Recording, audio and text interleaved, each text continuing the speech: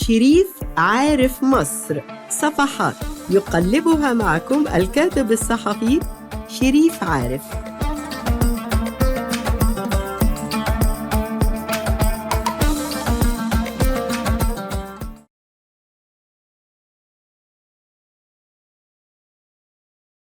حريق القاهرة اللي حصل يوم 26 يناير عام 1952 واحد من أهم الحوادث اللي شهدتها مصر في العصر الحديث، وأيضا واحد من أهم الحوادث اللي تم على أساسها تحديد مستقبل الشرق الأوسط. في هذا اليوم اندلعت الحرائق في القاهرة بشكل مفاجئ. كانت مظاهرات سلمية في الصباح، فجأة بعد الساعة 12 الظهر تحولت العملية إلى فوضى وإلى حرائق. طبعا انتوا عارفين مين الجماعة الأساسية اللي بتتحرك ورا فكرة الفوضى والحرائق، إنما احنا مش هنتكلم عن جماعة الإخوان دلوقتي، هنتكلم عن توصيف للي حصل داخل بيت ضابط من الضباط اللي كان لهم شأن كبير بعد هذا الحادث بشهور. الضابط هو البكباشي أركان حرب جمال عبد الناصر حسين.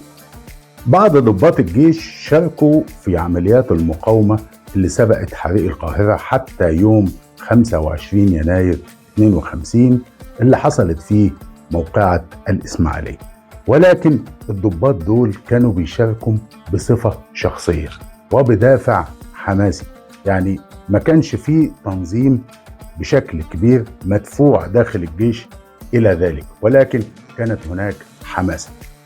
الأستاذ محمد حسنين هيكل بيروي واقعتين عن تعرفه بالرئيس جمال عبد الناصر.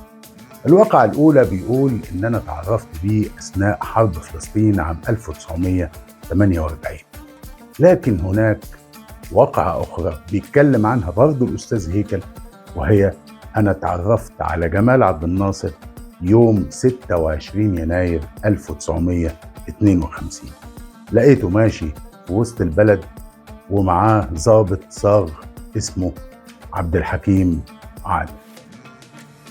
وبغض النظر عن صحة أو عدم صحة الواقعتين اللي قالهم الأستاذ محمد حسنين هيكل، إلا أننا يتضح لنا أن في شخصين كانوا بيتحركوا بشكل كبير في وسط القاهرة يوم 26 يناير عام 1952. الشخص الأول هو البكباشي أركان حرب جمال عبد الناصر حسين، والشخص الثاني هو الصاغ أركان حرب عبد الحكيم عامر. إيه اللي حصل بقى في بيت البكباشي جمال عبد الناصر يومها؟ السيدة تحية كاظم أو تحية جمال عبد الناصر هي زوجة البكباشي أركان حرب جمال عبد الناصر، ست مصرية بسيطة هدفها كله إنها تراعي زوجها وبيتها وولادها.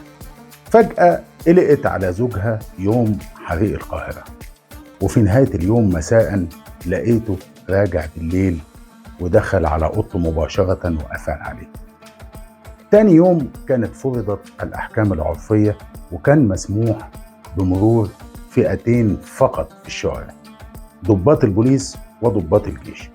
فكان البكباشي أركان حرب جمال عبد الناصر بينزل مرتدي البدلة العسكرية، لغاية ما في يوم من الأيام لقيته راجع بملابس بدنية، فاستغربت ودخلت وراه.